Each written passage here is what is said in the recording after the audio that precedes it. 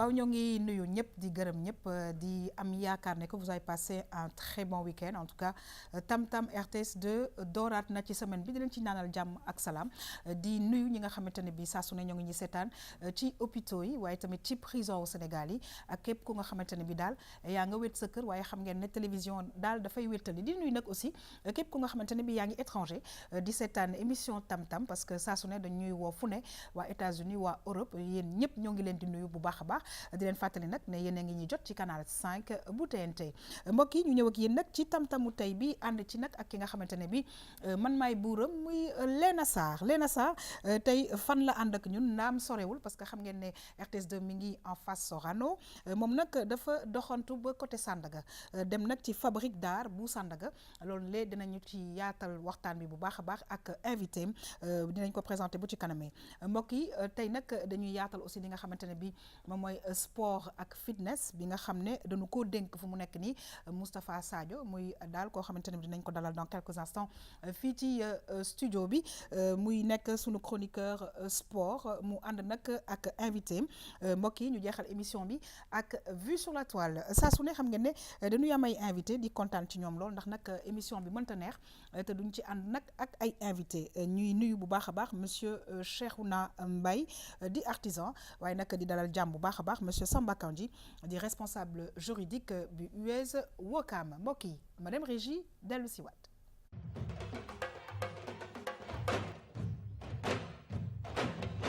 waaw moom nee na mooy man daal expliqué na daal mais daal xam naa ne man ca la ma jàpp man mi sant Thiam man daal ñi sant Sarr ñëpp di ma seetaan maa ngi leen di nuyu bëgg naa leen lool te xam ngeen nag lu ñu leen ñaanal mu am moo tax damaa bëgg mu régler parce que ñun caamee ne lu ñu ñaanal Saneer day am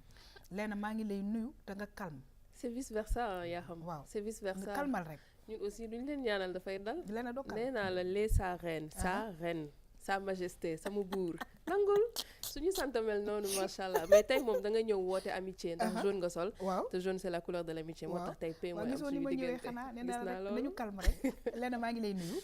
c'est toujours un plaisir en tout cas di feggoog yow ci plateau bi di kontaan nag parce que nag wax dëgg yàlla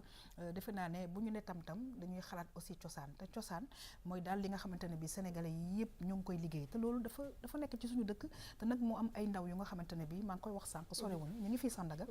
daal booloo di def liggéey bu rafet mu jëm ci artisanat.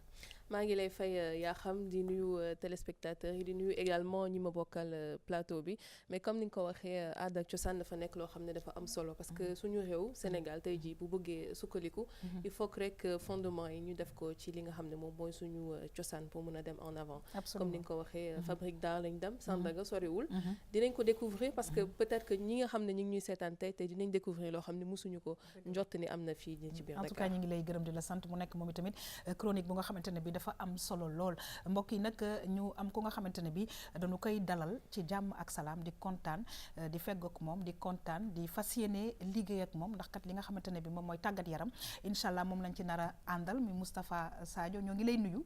c'est un plaisir pour nous en tout cas nga rejoindre la grande famille RTS 2 muy famille bu mag ñu kontaan ci sa ñëw parce que nag dina am njëriñ may fàttali nag ne que moom mi taskatu xibaar la daal di fas yéene nag yëngatu ak ñun ci wàllu tàggat yaram ñu ne sport ak fitness. exactement di rafetlu toogaay bi yëpp di nuyu samay invité et tout di kontaan trop ci bokk plateau bi ak yow donc man mi damay ñëw pour compléter un petit peu élément sport yi indi tout ce qui se passe fii ci Sénégal ak également sunu doomu réew ñuy évoluer au niveau de l'étranger. Très bien. di que tey nag dama am invité boo xamante ne mu ngi def actualité un petit peu club am au moins mu ngi def actualité ak réintégration US Wakam au niveau du championnat local dinañ si dellu si xam naa bu ñu duggee ci biir. très très bien waaye suñu waxee sport ak fitness xëy na nga faram fàcceel ñu ñaar yooyu fitness. waaw fitness c'est plutôt mbirum wér-gu-yaram. waaw bokkul ak nu mu tuddaat ñuy def performance. ñuy def compétition. très bien c'est plutôt pour particuliers yi sax quasiment. ñu mën a maintenir la forme. par contre sport c'est on va au-delà dañuy uti ji ay performance. très bien mbirum disons jongante la plus. très bien en tout cas Moustapha xamal ne yaa ngi ci sa biir famille kontaan nañ vraiment ci di la dalal bu baax a baax merci beaucoup sànq yaa ngi koy wax sa invité ma baamtuwaat di monsieur Samba Kandji plateau bi yëpp moo fi dàq sant di responsable juridique bu US Ouakam Samba maa ngi lay nuyu di la dalal jàmm c'est un plaisir en tout cas pour ñun ñu fekk ak yow ci plateau Tam Tam. maa ngi lay fay yaa xam merci maa ngi leen di remercier ñëpp opportunité bi ñu jox aujourd'hui ñu war a mën a ñëw si plateau bi waxtaan aussi éventuellement sur décision bi ñuy wax mooy décision TAS qui fait plus ou moins l'actualité depuis mercredi si réintégration Ouakam au niveau du championnat man en tout cas maa ngi leen si remercier. Merci beaucoup en tout cas nga ñëw ak ñun nag ci li nga xamante ne bi moom ngay liggéey ci US Ouakam muy responsable juridique nga expliquer ko exactement sa liggéey lan. D'accord responsable juridique c'est-à-dire que au niveau du club de l'US Ouakam dafa bëri ay compartiment bëri na ay cellules et tout ça donc du coup am na si ñenn ñoo xamante ni ñoom ñooy gérer organisation am na ñenn ñoo xam ne ñooy gérer côté football am na ñoo xam ne ñooy gérer lii parce que li ñi xamul lu bëri mooy nekk Ouakam benn club la boo xamante ni nii am na plus ou moins wala dañuy participer si pas moins de 9 disciplines au niveau du district et loolu noonu ñu bëri xamuñu ko parce que am na ñenn ñoo xamante ni yeneen club yoo xamante ni tey jii football kese la ñuy def am na ñoo xamante ni nii di nga leen dégg mais yéen daal 9 maanaam juróom-ñeent léegi yow daal lépp lu nga xamante ne bi ci mbirum yoon ca nga yëngu si laay yëgut très bien yoo xamante ne nii partie boo xamante ne nii dafa am solo aussi si équipe dafay am solo dafa am na solo trop si équipe en tout cas ñu ngi lay gërëm di la sant inchallah dinañ la retrouver dans quelques instants waaye nag di kontaan bu baax a baax di feggoo plateau bi ak monsieur Cheikhouna Mbaye moom itamit di artisan Cheikhouna ñoo ngi lay nuyu di la dalal jàmm kontaan nag saa su ne di recevoir ay ndaw yu mel na yow daal ñu ñëw expliquer ñu liggéey bi nga xamante ne bi moom la ñuy def di ñaan nag yàlla barkeel. Amiin maa ngi lay nuyu. ñu nekk ci fabrique artisanale bu nekk Sandaga nekk ay ndaw presque 100 et quelques personnes di fa liggéey di fa daan suñu doole di liggéey lépp ci wàllu aar loo xalaat rek am na fa importé wuñu dara fii la ñuy liggéey lépp nekk ak nag suñu kilifa gu baax bu ñuy dimbali di ñu conseiller teg ñu ci wetam suñu nekkoon dugg ci gaal yi wala dem immigré mu ne ngeen boobu de baaxul moom waaw boobu baaxul dem ci gaal bi baaxul yàlla na ci yàlla musal mu toog teg ñu ci wetam nekk ak ñun lu ñu am nekk ay yor suñu magasin di liggéey lépp ñoo koy defar très très bien ci wàllu aar en tout cas kontaan nañu ci sànq maa ngi koy wax di leen ñaanal lépp jëm ca kanam mbokk yi ñu ñëw nag ci émission Tam Tam bi ànd ci ak yéen ci agriculture ak Lena Sarr ñu ne tey nag la mu ñu indil mbokk yi mooy fabrique d'art bu Sandaga mu ne foofule nga xamante ne bi mooy fabrique d'art bi daal culture yu bëri dañu fee di daal dalal aussi ay yeneen i nationalité ci artisan yi waaye nag dañu gis nag nekk clients yi ñoom seen bopp fu ne la ñuy jóge di ñëw ci fabrique boobule nga xamante ne bi moom itamit dafa am yeneen ñu nga xamante ne bi moom daf leen di jox kon ñu xam ne que fabrique bi nekk na fabrique bu rëy ñu dem nag mbokk yi seet la nañu ci leen a indil dellu si waat mën cee waxtaan ak invité.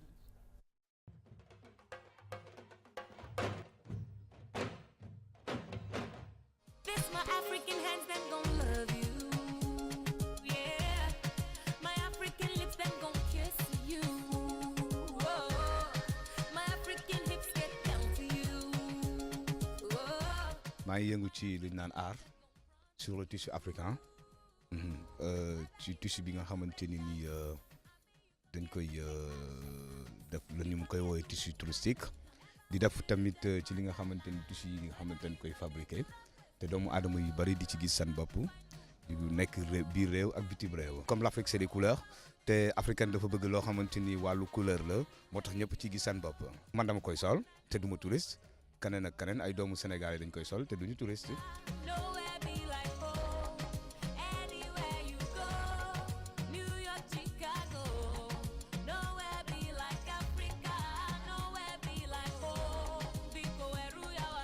man en fait si vaccin bi laay yëngu quoi si vaccin bi damay jënd te si vaccin bi comme ça di def yenn modèle quoi di créer di seet modèle yoo xamante ne prêt à porter la ma jéem koo traduire si am vaccin quoi. boo xoolee fi ñu toll nii dañuy jël les modèles européens di ci def ci tissu africain mu doon comme mun naa la wax ni les vestes bu ñu nee veste européen la mais dañuy jël le tissu africain boole leen ñoom ñaar defar ci loo xamante ni rafet comme xoolal sama chemise bi moo sol nii boo ko gisee chemise wu européen la mais dañoo jël vax dugal ko ci parce que mu rafet. léegi mixé wu na ci ñëpp quoi. boo seetee Sénégal ak Guinée benn la parce que ñoo bokk diine ñoo bokk lépp ñoo bokk turu presque boo gëstoo si ginnaaw tuuti ñoo bokk lépp tubaab bi daal moo ñu xàjjale te loolu dafa war a jeex quoi. fii sax boo xoolee mën nañ ni communauté sénégalo-guinéenne la Guinéen yu bari ñoom ñoo fi ëpp sax Sénégalais yi bon mais comme Sénégal dëkk la dëkk boo xamante ni dëkku yaatal la loolu amul kay mais nag ci sunu clientèle ñëpp lañ fiy gis. dañ fi gis tubaab bi dañ fi gis nit ku ñuul bi dañ fi gis bu mënee nit ku ñuul ki su mënee Sénégalais kese mais dama naan communauté africaine noire yëpp dañ fi ñëw ak Maghreb yi ñoom ñëpp dañuy ñëw parce que art moo dund ñëpp bëgg ko bëggal ko seen bopp.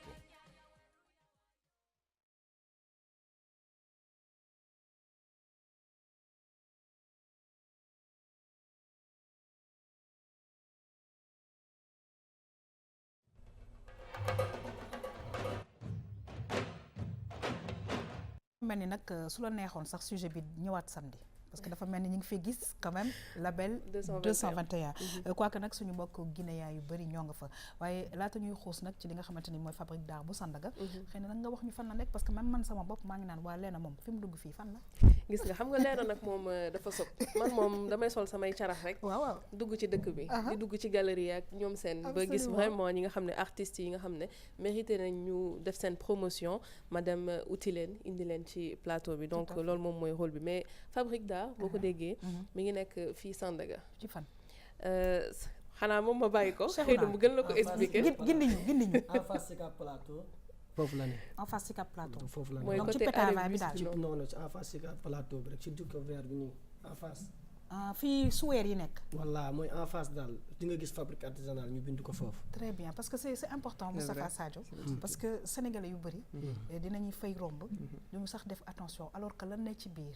nekk na daal lu nga xamante ne bi macha allah xale yi ñu ngi ciy liggéey yu rafet waaw lu am solo parce que personnellement man maa ngi nii sénégalais yu bëri bokk naa ci yàgg naa ci romb mais j'ai jamais pu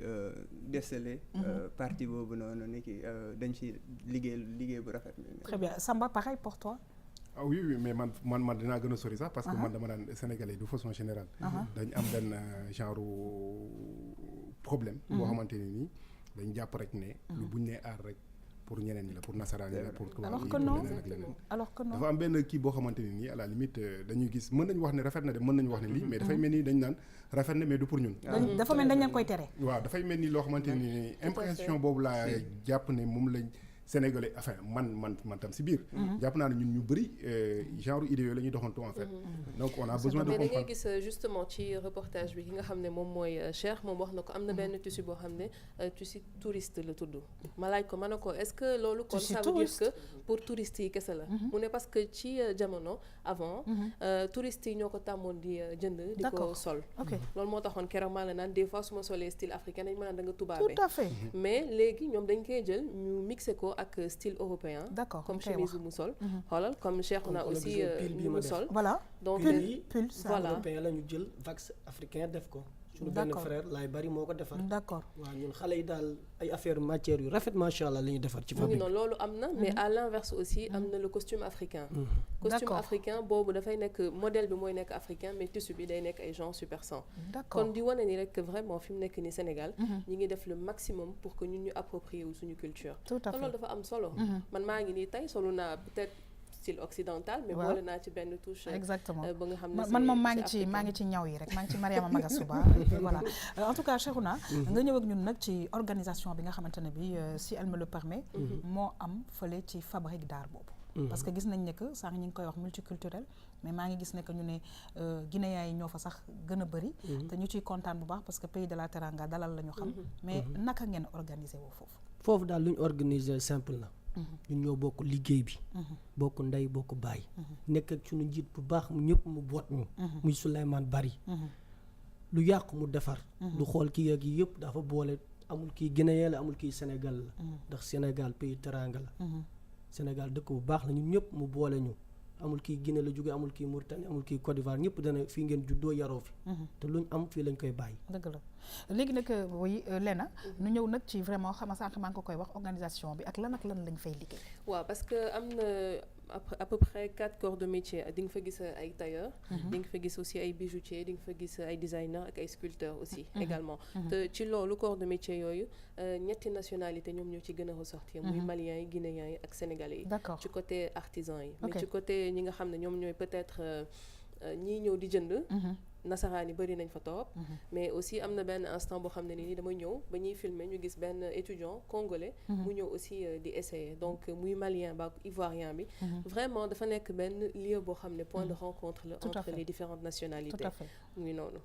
mais aussi di bëggoon juste ñëw ci benn affaire parce que avant fabrique bi yaa ngi doon wax fan la situé mais avant Niayes Thioker la féete woon Niayes Thioker voilà pas loin de Rebeuss exactement oui. mais depuis 2011 2010 je dirais ci lay koy soog a indi fii nii Sandaga peut-être xëy na loolu moo tax ñu bëri xamuñu ko parce que aussi ni mu positionné woo ak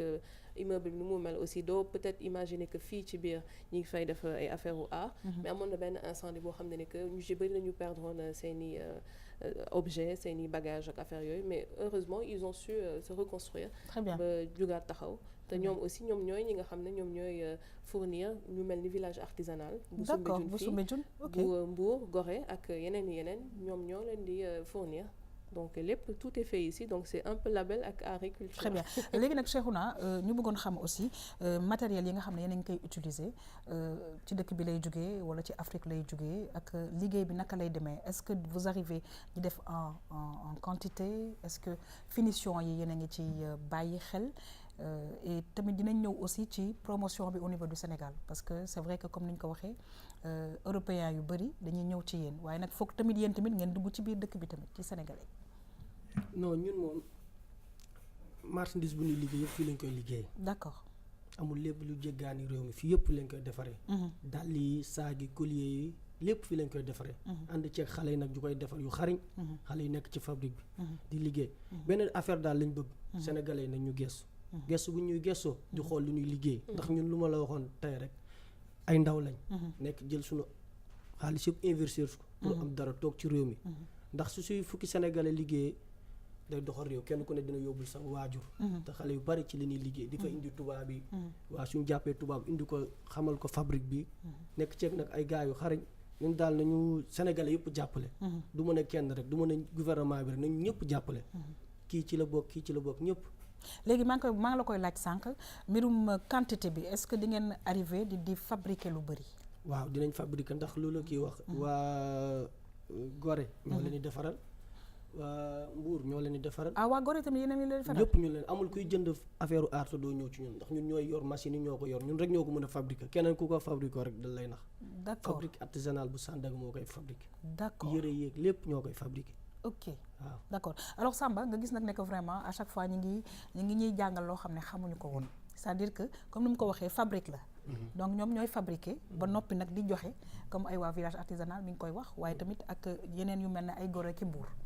waaw mais man damay ñëwaat toujours si cible bi en fait parce que su ma koy déglu muy wax damay jàpp ne aussi dafay mel ni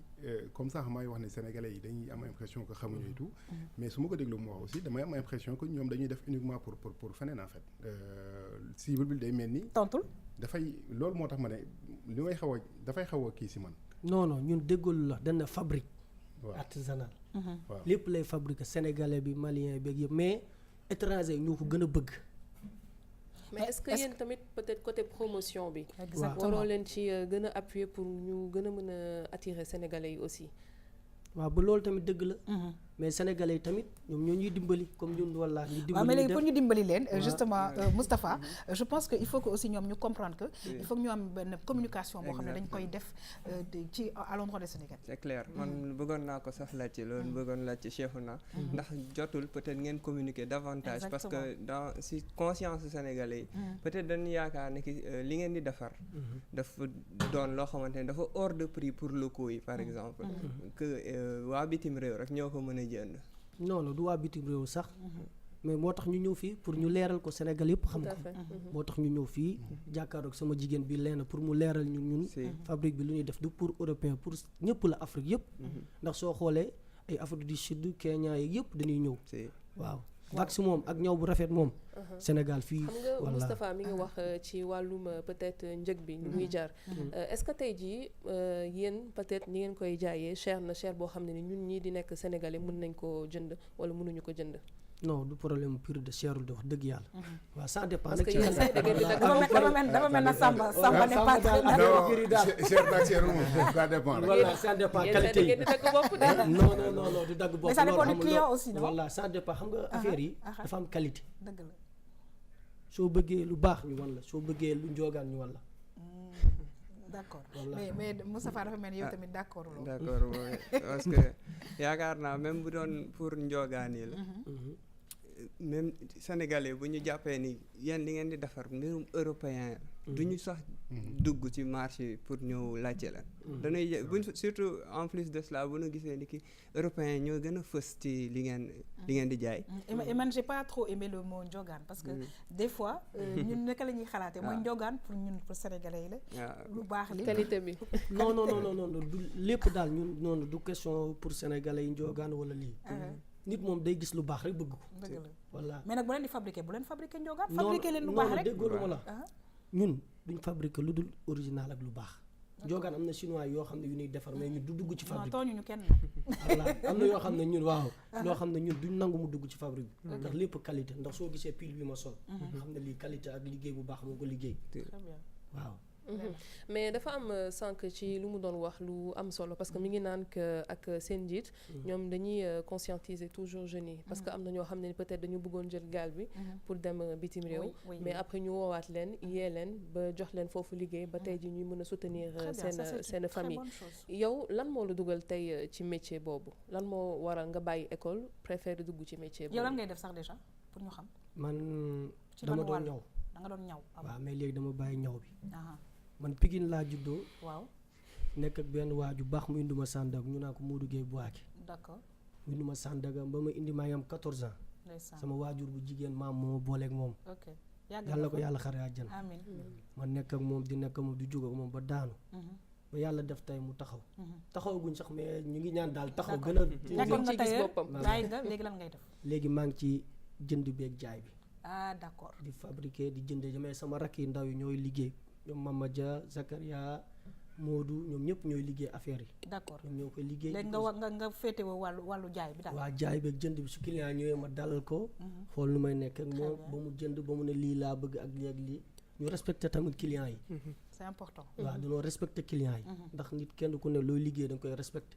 respecté client yi respecté ay ku nekk fay ñëw macha allah voilà ku nekk fay ñëw yee bi ngeen di yee nag jeunes yi pour que ñuy bañ a peut-être parce que am nañu cas boo xam ne moom mooy ñi bëgg a jël gaal bi mais am na ñoo xam ne tey ji peut-être bu ñu demul école ñi ngi ci mbedd yi di def naka sa dul noonu yéen ñëpp ngeen récupérer leen ngeen uuf leen pour que ñuy def métier loolu lu ci sa xalaat yow man dama contre jël gaal leena nit bu liggéey ba am sa 500000 dem jëlee ko gaal mun ngaa toog foo toog am fa lu yàlla indi sa lu ëpp ay millions nit day gëm boppam nit doomu aadama dëgg day gëm boppam toog liggéey sa réew mooy affaire bi jël gaaw dem bitim réew dëgg la am na ñu ko yàlla tudd ñu dem nekk bitim réew mais nit soo amee yenn somme yi mun ngaa toog fii sa réew ñun daal ku ñëw ubbi nañ bunt yëpp ku ñëw bëgg a liggéey dina la jox marchandise jàppale la nga dem jaay soo jaayee ngoon nga ñëw verser très bien oui waaw yóbbu dem Mbuur jaay yóbbu Gorée dem jaay woon gars yi dinañ la dimbali ñëpp ñu ngi fekk suñu ay grand yu baax soo ñëwee ñu dimbali ku ci mel ni Baye Cheikh très très bien en tout cas li mu wax am na solo parce que nag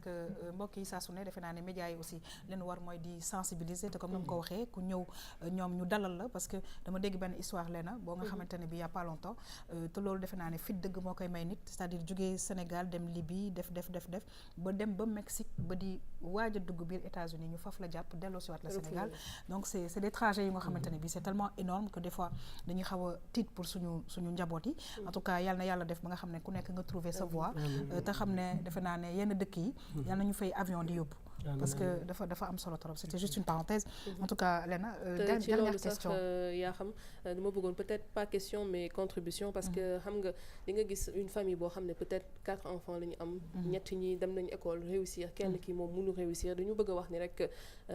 c'est pas peine perdue aussi mën na tey jii def comme ki nga xam ne moom mooy Cheikhouna ak ñu mu bokkal fabrique bi def métier parce que toujours ñun dinañ ci mën a jëfandikoo tey di nga dem ba gis ñoo xam ne nii ñi ngi liggéey ci affaire art bi ñoo xam ne ils sont multimillionnaires donc aussi peut-être xale yi bu ñu demul école ñu jéem leen sensibiliser pour ñu def genre métier yi parce que c'est noble te dafay nekk loo xam ne dafay propulser le Sénégal vers l'avant ñun ñi ci nekk ci bitim réew aussi di gis ne que ñun suñuy doomu réew yi capable nañ def li nga xam ne ñi ngi koy def extérieur aussi donc contribution boobu rek laa bëggoon. Très très bien en tout cas ñi ngi lay remercier di la bàyyi nga lancer un dernier message parce que c'est important que Sénégalais yi xam ne fabrique d'art bu Sandaga liggéey ba muy def rafet na te war nañ ñee mën a nag jàppale ñi nga xamante ne bi mooy suñu ay doom wala suñu ay càmmiñ. fabrique bi daal lu ma la wax rek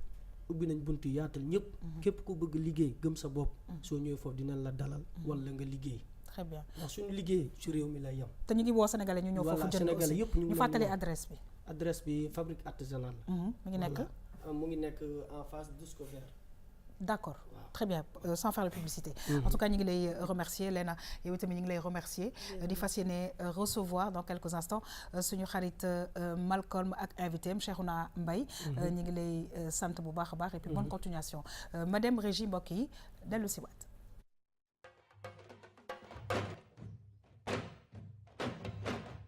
ñun ñoo créé l'application mobile ëpp na man pur laa jàng amaana sax jotewul dara exactement directement par rapport ak li ma def mais man pur lañ jàng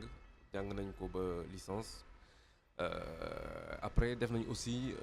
du coaching éducatif application bi ëpp na lu tudd turu Sénégal la am Sénégal lañ ko defaree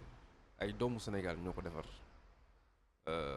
dëgg la man maa ko xalaat peut-être en juin 2017 la amoon xel bi. Chez nous en fait une publication s'appelle un upload comme upload comme onomatopée wolof boo gisee lu garaaw nga ne yii upload benn upload lañ ko tuddee. fi ñu toll nii da ngaa fekk ñuy waajal benn blog boo xamante ne internet lañ koy def utilisateur ëpp na yëpp ñoo koy utiliser wax ci biir blog bi ñoom nan la ñu bëggee ëpp na nan lañ ko gisee. lan lañ jàpp ne loolu da cee war a deñ ak lan lañ jàpp ne ñoom moom lañ ci war a yokk snap yi ngay wax bokk na ci li ñuy tuddee suñu tableau de bord et ça va bientôt se faire dans les semaines qui suivent ci biir 2018 incha allah.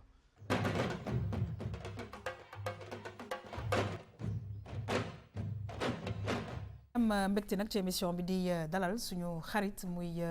Malcolm ñoo ngi lay nuyu c'est toujours un plaisir di fekk ak yow ci altine gi nga nuy indi nag saa su ne ay référence kon nag Malcolm ñu ñëw ci nga xamante ne bi mooy référence bi waaye naal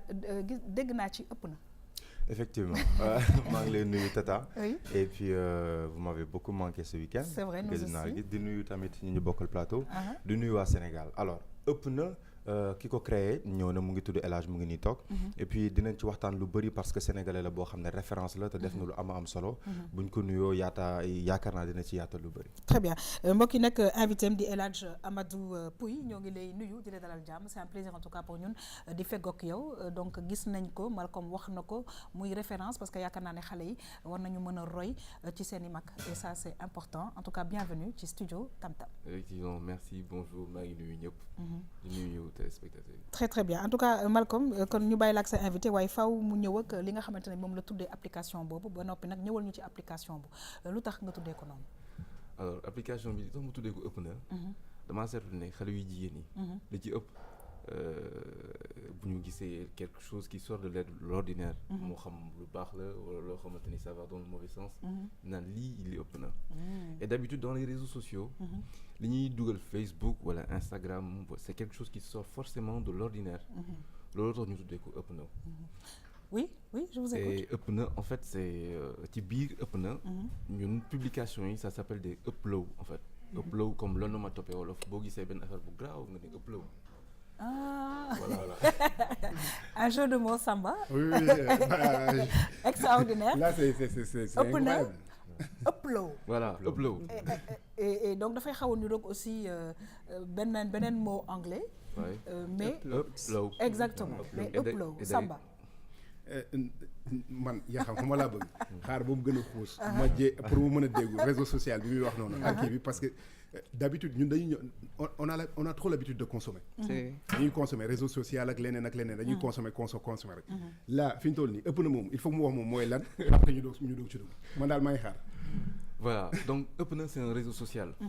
c'est un réseau social comme bon am na ñu bëri bu ne réseau social duñu mën nañ bañ a xam exactement. waaw léegi nag jar na yow tamit nga xam ne yaay référence bi nga xam ne moom la ñu invité tey nga expliquer ñi nga xam ne ñoo ñuy seetaan parce que am na maire yoo xam ne waa doom man réseaux sociaux yi nii wax doom lan la ñu ngi lay déglu. alors exemple réseaux sociaux réseau social bi ñu mën a joxe comme exemple bi ñëpp xam mooy Facebook ku mel ni Facebook nga xamante ni ci àdduna sépp am na 2,16 milliards de personnes dans le monde d'après les derniers chiffres yoo xamante ni en fait chaque jour ñu dugg maanaam moitié nit ñi nekk ci àddina bi daanaka déjà moitié nit ñi ñoo am Facebook mais 2 milliards yi mooy ñi nga xamante ni bis bu set dañuy dugg ñu dugg ci waaw am na ñu bëri ñoo xamante ni seen liggéey ak lépp lu ñuy yëngu ci wàllu Facebook rek la jëm nga xamante ne daanaka c'est un monde virtuel dëgg la loolu nag mooy réseau social très bien bii Facebook bii ëpp na lu tudd ñun ñoo ko créé mais dafa am yu bëri yuñ ci yokk yoo xamante ni amul ci Facebook d'accord waaw loolu lu baax a wax la ndax Facebook quand tu fais une publication bu dugalee dara Facebook say am yi rek ñoo koy gis d'accord Instagram bu dugalee dara say am yi rek ñoo koy gis innovation bi ñuy indi ci ëpp na te loolu amagul Facebook amagul fenn mooy ëpp na quand vous êtes 1 million sur l'application parce que li ma fàtte préciser aussi mooy application bi génn Sénégal et ça sort au Sénégal et dans le reste du monde au moment où je vous parle on a des téléchargements au Kenya à Londres dès le premier soir j'étais vraiment fier d'accord Mauritanie France Canada États-Unis très bien bëreegul noonu mais bon il y en a parce que c'est une application qui sort mondialement voilà man juste avant muy déterminer ou bien développer la chose li tax ñu gën ko indi ci référence su Tam Tam des Sénégalais yoo xam ne dañu génn bitim réew parce que il est en France dinañ ko gën a bàyyi mu yaatal étudiants yu bëri bu ñu amee li ñuy woowee campus France wala États-Unis bu ñu demee dinañ ñëw mais as tuuti ñoo ci indaale daal lu digg doomu rek ñoo fi ñëw pour réaliser quelque chose xool nañu au temps de Steve Jobs créé woon na ay application et cetera mais aujourd'hui te bu ñu gisee un Sénégalais bu créer application créer des choses comme li mu def boo xam ne du application bu ndaw comme genre WhatsApp la et cetera je me dis bu fekkoon que ni Cheikh Anta Diop moo fi nekkoon dina fier parce que lii dafa raar donc fan nga commencé jàng idée bi fan la ñëwee en tête parce que c'est pas du tout évident nga def ay études nga ñëw Sénégal nga ne juste da ngay ñëw pour faire des applications bon effectivement France laa jàngee maa ngi jàngee dëkk bu naan Caen en Normandie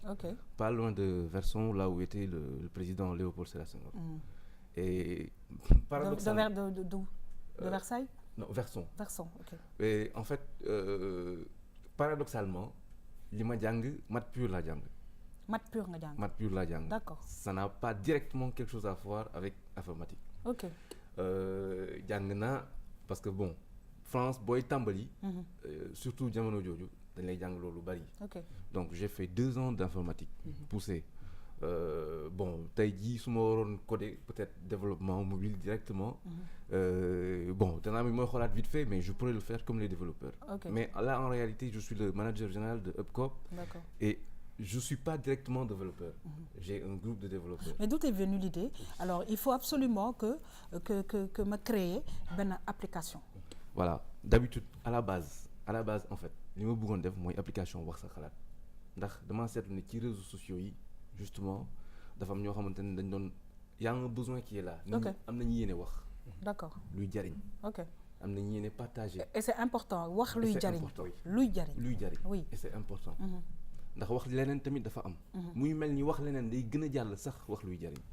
mais ci loolu kon boo defee publication boo xamante tey ma gis ñu ne yaa xam li mu sol paparazzi yi photo ko dugal ko sur internet est-ce que bu dee wax bu ñaaw la wala vidéo bu ñaaw la day jàll comme Facebook wala yeneen voilà loolu bokk na ci innovation yi ñu def ci ëpp na bu amee benn publication bu ñu signalé ñaari yoon day egsi ci ñun lu mel ni régie ci ñun ci suñu régulateurs yi signalé ko nag ci naka ci yeneen anam am na benn bouton signalé. waaw sa upload. boo xam ne boobu. waaw mooy bouton bi am croix bi ñi am application bi dinañ ko xam. waaw moo nekk ci suuf a suuf bouton bi am croix bi boo ko bësee rek. mooy signalé nga publication mooy lii c'est à caractère ëpp na voilà. alors dans le mauvais sens. alors ëpp na. waaw dinañ ñëwaat parce que mbokk yi ñu seetaan defe naa ne saa su ne ñuy kontaan si Malcolm parce que référence yi ñuy indi dafa am solo alors Samba dafa mel ni lii. lii ëpp na waaw ëpp na xam nga lu tax mu ëpp parce que je pense que su nekkee dañu am genre application yi nga xamante ne bii su lu ñaaw waree ñëw wala wax bu ñaaw ñu signalé ko ñoom ñu xam naka la ñuy defee ba nit ñi war cee mën a bañ a jot surtout les enfants. Je pense que ça va contribuer largement à l'éducation des enfants. Ah oui, tout à fait. li may wax mooy tey jii nii boo xoolee bu baax comme mooy fi muy mujjee c'est dire que comme ñun ay Facebook ak réseaux sociaux yu bëri bu ñu ñëwee. on a tendance à wax ne Sénégalais yi. luñ dugg mu ëpp. bu ñu jëlee benn affaire rek day dem. am na yenn affaire yu bëri yoo xamante ni ñàkk xam moo koy indi. c'est-à-dire que nit ñi am na Facebook par exemple mu ngi nii am na nit yoo xam ne dugg nañ si Facebook mais dañ xamul. c'est-à-dire que xamuñu nan lañ koy jëfandikoo. waaw ak li taxoon ñu créé ko. waaw li taxoon ñu créé ko am na si ñeneen ñoo xamante ni c'est vrai que c'est des esprits malveillants. lu bon moo leen tax a dugg. am na ñoo xamante ni xamuñu. am na ñoo xam ne lii ak laag la loolu yëpp dafay contribuer à ce que am na ñoo xamante ne bu ñu gisee Facebook dañuy moytu dañuy def lii bu ñu déggee réseaux sociaux sax dañuy moytu dañuy daw. bu fekkente ne tey jii nii am nañ benn réseau social bu ñëw. boo xam ne ay sénégalais ñoo ko defar. te ñoom li ñuy def dañ naan. dama naan en fait dañu mel non xaaral dafa mel dañuy tropicaliser wala dañuy wàññi def de telle sorte que comme ni ngay utiliser Facebook et tout dañ naan jox nañ la benn motukaay boo xam ne benn jumtukaay boo xamante ni aujourd'hui tu as le même doon da nga koy utiliser et qui correspond en fait ak ñun suñu gis-gis suñu culture loolu mooy ñuy mën a permettre ñu siy jàngal xale yi di jàngal ñeneen même mag ñi nga xamante ne ni parce que buñ ne am na mag yoo xam ne dañuy xaw a réfractaire dañuy conservateur yenn affaire mais c'est parce que ñooñu xamuñu ko woon affaire waaye bi parce que dafa am ñoo xam ne bëgguñu ko gis voilà c'est ça donc man su ma génnee fii il faut ma xool ëpp na ñun ñëpp foog ñu xool ëpp na léegi Moustapha peut-être un mot par rapport ak vraiment foog ñu jàpp bu baax turam muy El Hadj Amadou Pouye daal di créer li nga xamante ne bi moom mooy ëpp na defe naa ne mu nekk lu nga xamante ne bi parce que saa su ne foog ñu xool ñun lan moo nu war a mën a jëmalee kanam parce que nag c'est vrai que la nekk étranger kenn waxul baa bonul de waaye nag façon bi nga xam ne ñun noo ngi koy utiliser léeg-léeg mu gàllankoor ay doomu aadama léeg-léeg mu indi problème yu kenn xamul fan nga koy jëlee donc le fait que mu am restriction je pense que loolu c'est important c'est très important déjà rafetlu ay étudiants sénégalais yi jógee bitim réew ñëw indi seen xam-xam Sénégal absolument loolu rek la ñuy ñaan ñun déjà xam-xam bi dellu si fii tout à fait léegi nag moom je pense que lu may bëgg a wax mooy dafa xool certainement les dérives yu yeneen réseaux sociaux yi di indi Sénégal c'est plus que sénégalais dafa mën consommer mais souvent nag lu muy jël ci lu bon ci waa bitim réew moo ëpp léegi moom mu seetlu surtout éthique boo xamante ne sénégalais yi am nañ ko au moins sunu mag yi am nañ ko mu dugal ko ci création application boobu noonu ñu def promotion sunu culture def promotion société sénégalaise tout en faisant gaffe à bañ a déborder un petit peu. Tout à fait. loolu laa bëggoon rafetlu am tout. En tout cas merci beaucoup ci rafetlu bi Malcolm on me dit de l'autre côté qu'on va terminer waaw faaw nag ñun en tout cas ëpp na moom danaa xool application bi jëm ko jox njaboot bi parce que je pense que loolu c'est important et en tout cas merci nga indil ñu El Hadj Amadou. Effectivement bon merci beaucoup à vous aussi Tata parce que référence mooy koo xamante ne si ñëpp war nañ mën a jàng ci moom lii but bi nekkul mu wax ci ëpp na jëmale suba mooy étudiants yi def seen bopp ne suñu demee waajur yi leen di xaar ku ñu xam ak ku ñu ñàkkul xam war nañu am lu ñu jàng indil seen réew étudiants yi nekk fii grève c'est bien beau que nga laaj loo xam ne yaa ko moom mais ëllëg tamit li ngay grève ba ñu jox la ko nga am loo dimbalee ak tamit loo xam ne delloo nga ko sa waa dëkk du ñu jël ko comme référence te incha allah tam-tam du ci mës a jug di dox ci ay jéego yu mel ni di loxati ay talent ak ñoo xamante ne si ay référence la fu ñu mënti ne en tout cas moi je te dis bravo parce que à chaque fois ça fait plaisir référence yi ñuy indil El Hadj Amadou Pouye lay gërëm di la sant waaye daal xam naa ne bu ñu génnee fi dinañ xool naka la ñuy def bu ñu downloadé ëpp na dinañ ko am bien sûr Google Play Store et dans quelques jours inchallah sur App Store très très bien en tout cas ñu ngi lay gërëm di la sant loolu lépp xam naa certainement ko dugg ci réseaux sociaux yi dina mën a xam bu baax a baax li nga xamante ne bi yaa ngi ko indil waa Sénégal effectivement ñu ngi lay gërëm di la sant merci beaucoup et surtout bonne continuation merci c'est un plaisir vous restez avec nous voilà merci beaucoup kon nag mbokk yi ñu xuus ci émission tam-tam bi ñëw ak yéen nag ci li nga xamante ne bi moom mooy tàggat yaram ànd ci ak suñu xarit Moustapha Sadio mu ne nag tey dañuy àndandoo ak suñu invité waxtaanee li nga xamante ne moom mooy US Ouakam ak conférence de presse bi nga xamante ne bi dirigeant yi defoon nañu ko mbokk yi ñu dem xool dellu si waat man cee waxtaan ak suñu invité je rappelle monsieur Samba Kandji responsable juridique bu US Ouakam.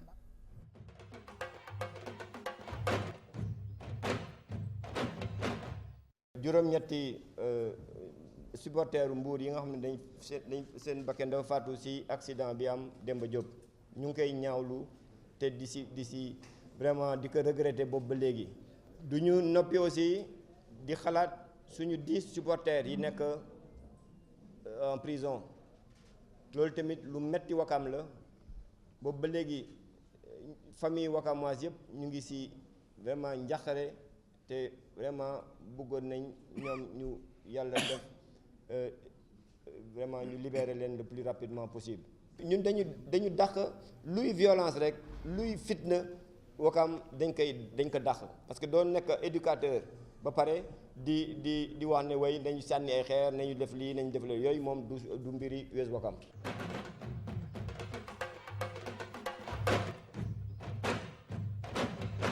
waaw kon nag mbokk yi gis ngeen sujet bi nga xamante ne bi Moustapha indil nañu ko encore une fois ñu koy dalal jàmm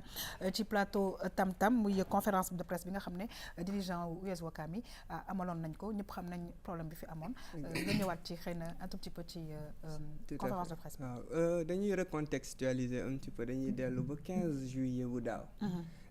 US Wakam da daan jouer finale coupe de la ligue contre Stade de Mbour. kii nag yëf yi débordé bu ñu nekkee ci prolongation bu Stade de Mbour dugalee deuxième but bi. malheureusement supporter Wakam yi songook supporter Stade de Mbour yi. juróom-ñetti nit ñàkk ci seen bakkan. plus de 300 blessés. Derrière ligue de football professionnel daan Wakam daan bu métti 7 ans plus rétrogradation ba kii division régionale. D'accord. muy quasiment bu nu waree dellu ci 12 ans la ñuy def balaa ñuy yegg si. ok Wakam def appel. commission d'appel fédération confirmé daan bi wàññi juste 2 ans ci daan bi mu doon 5 ans plus 5 ans ba mais rétrogradation bi ñu ngi koy garder division régionale. plus 500 000 francs d'amende. ok bu ñu demee nag Wakam continuer xeex bi. waaye bàyyoon nañ xel ni ki ñoom dinañ am dëgg. te ndax daan bi ñoom dañ ko jàppee ni dafa jéggi dayoo. bu ñu demee déposer seen dossier TAS. TAS nag dafa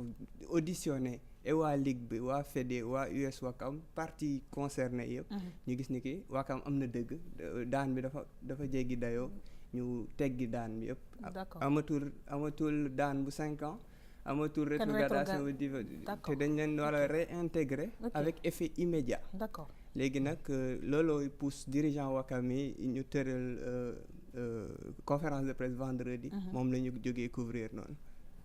alors loolu c'était pour vraiment xamal nit ñi xam naa ne combat bi metti woon na mais ngeen jàpp rek fi nga xamante ne foofu ngeen jàppoon. waaw damay remercier monsieur Sadio. ci invitation bi parce que daf ñuy jox occasion boo xamante ne nii. danañ mën a waxtaanaat ci lu bari. mu ngi doon wax léegi recontextualiser. c'est-à-dire que delluwaat ci ginnaaw pour wax affaire yu bari lu mën a am. mënuñu tàmbali te duñ par exemple fi ñu toll ñaanal ñi nga xamante ne ñoo perte seen bakkan foofu yàlla xare leen ay àjjana. dafa am lu metti lu am. nit ñi dañ demoon sport. nit ñi dañ demoon final. mu am lu fa jot a am. bi mu fa amee nag jàppoon nañ ne bu ñëpp génnee président de la république ñëpp génn. bañ ne il faut que ñu situer toutes les responsabilités. c'est-à-dire képp koo xamante ni am nga loo ci def. danañ ko saytu xool. ñu xool ndax nit ñi def nañ lañ waroon def. bu booba ku si nekk ñu wax. waaye ñun dañ jàpp ne dañu jaxase gaawantu. parce que am na ay télévision yi war nañ image yoo xamante ne ni opinion publique bi daf ne. comme lii c'était insoutenable. parce que loolu kenn mënu ko woon gis. ñu ne waa Wakam ñële profité si ne comme que lii la mën nañ jël lépp teg waa Wakam nit ñi fàtt. ñun ñu ne déedéet mënul demee noonu. d'accord ñu ne dañ demoon final. am na ay xeex yu fa am. am na mur bu daanu. am na ñu fa ñàkk seeni bakkan. lu mu bon. lu mu métti nañu taxaw. comme si loo xam ne bu amee si àdduna bi fépp am accident dañuy taxaw xool. ñu xool ku nekk li nga waroon def ndax def nga ko. ñu après ñu doog a teg ay daan.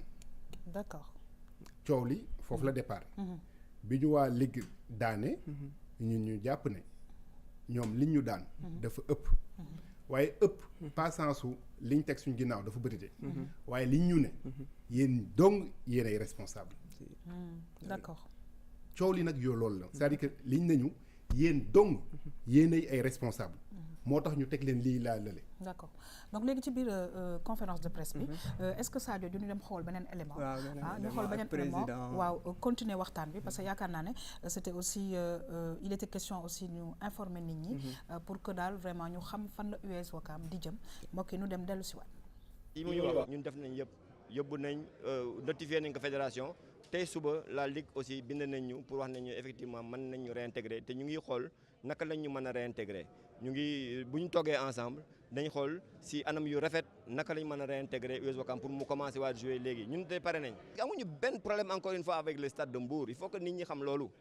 ñun problème bi décision bi la ñu dem attaquer décision bi ñu jël def ñu ay sanctions yu daan yu metti yooyu yoo xam ne kenn mësu ko dégg ñun dañ ne décision bi vraiment dafa jéggi dayoo te bu toll ni Ouakam def lu fi lu nekk ci dëkk bi ñu jékki-jékki wàccee ñu en 10e dafa 10 ans dafa minimum dafa metti.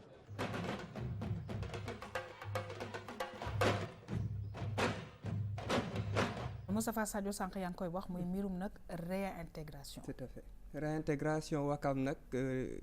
TAS dafa notifié ci kii bi. communiqué bi ni ki c'est avec effet immédiat. Ouakam su bëggoon jouer samedi prochain. malgré que championnat bi ñu ngi ci 9 journées déjà. mën na ko jouer. d'accord dès samedi prochain. léegi nag peut-être lu ma bëgg a laajte sama invité. di Samba Kandji. mooy seen retour. ñu bëre dafa bëre coow bu ci ànd. malheureusement. par rapport ak waa Stade de Mbour. am na si sax ñu si créé collectif jeune Mbour yi. d'accord di ñaawlu un petit peu seen retour. peut-être bëggoon ko laajte. ndax peut-être que waaw lu gënoon mooy bayoon saison bi comme saison bi démarré na même su fekkee ñoom ils ont prévenu très tôt la ligue ak la fédération. pour ñu démarrer woon championnat bi à 13. d'accord pour ñoom bu nu amee dëgg. ñu dugal leen ci championnat bi. d'accord léegi comment ça va se passer seen décision yéen c'est quoi. ah non ñun fi ñu toll nii. dañu toll benn stade étape boo xamante ni dañu combattre benn décision. ba am gain de cause par rapport à une décision. d'accord léegi ñu ne de justice. ñu ne ñu war ngeen réintégrer championnat bi. mais du ñun ñooy dugalaat suñu bopp. c'est-à-dire que ñun dafa mel ni dafa am suñuy droit yu ñu dindi woon. ñu joxaat ñu droit yi. léegi fédération bi ak ligue bi. ñoom ñoo am. pour wax ñu naka la ak nan la. d'accord parce que tey jii ñoom ñoo am obligation boobu noonu. ñun li ñu waroon def nañ ko. léegi may ma rek ma wax si wax affaire si waa collectif kiiwu Stade de Mbour. parce que ba tey jii ñun dañu wax ne duñu wax dara lu jëm si Mbour wala si leneen. parce que dañuy ragal yee fitna. wax dëgg ne yàlla wax dëgg ne yàlla parce que affaire bi. au départ dañu waxoon ne. final la woon fête la woon. waaye gis nañ ni mu mujjee. ñëpp laay wax de. man dama naan responsable yëpp. que mu nekk les responsables de Ouakam. les responsables de Mbour. en même temps aussi les journalistes ak ñeneen ak ñeneen. il faut que ñu éviter. il faut que ñu éviter benn affaire bu doy waar. c'est-à-dire que tey jii nii. su ñu ñuy nekkee ci seen bopp di wax naan. jël seeni micro di tàllal di jël ay micro di laaj di wax wala ñii di bind fii ku nekk di wax. naan waa Mbour nee nañ waa Mbour nee nañ waa Mbour nee nañ. loolu du loo xamante ni dafay dem ci benn climat wu apaisé régler lijjanti parce que. pour 2 raisons. Sénégal dafa nekk ci benn dynamique. de reconstruction. pour dem coupe du monde pour def yeneen affaire muy benn. beneen bi ci topp mooy ay yu mel ni bu jotee ba am. nit ñi dañu war a def le tout. pour jéem a dësal xol yi en responsable. jàll parce que du loo xamante ni war nañ ko mën a transmettre ay génération yi génération. très très bien en tout cas il faut mu yem foofu. Samba li nga wax dafa am solo yaakaar naa ne Sénégal comme ni ñu koy waxee ñun ñëpp ñoo ko bokk te la ñuy wut saa su ne mooy dëkk bi nekk ci jàmm en tout cas décision de justice la ñu wax. donc je pense que dirigeants yi waxtaan nañ. te xam naa ne waxtaan bi dana gën a yaatu. pour que comme ni ñu ko waxee comme décision la ñu appliquer décision bi na mu waree en tout cas daal xam naa ne nañu ci jàpp ci waxtaan. parce que ci waxtaan la lépp xaj Samba Moustapha ñu continuer nag li nga xam ne moom mooy tàggat yaram bi ñëw ak yéen nag ci mbirum basket féminin ñu dem xooli sujet bi dellu si waat. ginnaaw bi ñu ñàkkee seen match bu njëkk ci première journée bi jigéen ñi nga xam ne ñoo nekk ASFO dañu waroon indi beneen taxawaay loolu nag ñoom xale ASFO yi sol maillot yu weex yi daal di nag tàmbale match bi rek teg ci seen tànk rawatina jamono ji nga xamee ne xale yu Mbuur yi ñoom bëri na lu ñuy raté waa ASFO nag bi ñu jiitoo rek gestuwuñu xale yu Mbuur yi nag jëm nañu dellu si waaye ci li nga xam ni mooy ñetteel ak ñeenteelu carton bi la xale ASFO yi daal di leen di xaw ba mujjee gagné li nga xam ne mooy match bi am nag lu tolloog juróom benn fukki poñ waa Mbour am fanweeri poñ ak juróom-ñett donte ne sax ñoom gagné nañu kontaan nañ ci waaye waa ASFO ne ñoom ni ñu bëggoon jouer defuñu ko ndax parquet bi dafa pëndoon lool. liñ soxla amaguñ ko et man damay demander fédération bi tamit ñu ñuy xaw a ménager tuuti stade bi parce que poussière bi dafa tax kenn mënul am appui pour basket ni nga ko bëggee. waa Mbour nag ñàkk préparation bu baax ak am coach bu bees boo xam te ni tey ñëwul woon ci banc bi bokk na ci li tax ñu duma leen. am na maladresse mais équipe bi soo xoolee équipe bi dafa am ay xale yoo xam ne xale yu bees la mosu ñoo jouer sax fii on a un nouveau coach mais bu mu ñëwee dafa fekk aussi xamagul groupe bi prochain match yi dina gën a baax. beneen match bi doxoon diggante ISEG ak Jaraaf xale yu jigéen ñi nag di waa Jaraaf sol maillot yu foncé yi ñoom ñoo gagné carton yëpp ci loolu nag ñu daal di gagné match bi am juróom benn fukki poñ ak juróom-ñett ñee nag am juróom fukki poñ ak ñett mu doon nag ñaareelu victoire waa Jaraaf ci bi nga xamante ni championnat bi tàmbali na ba léegi.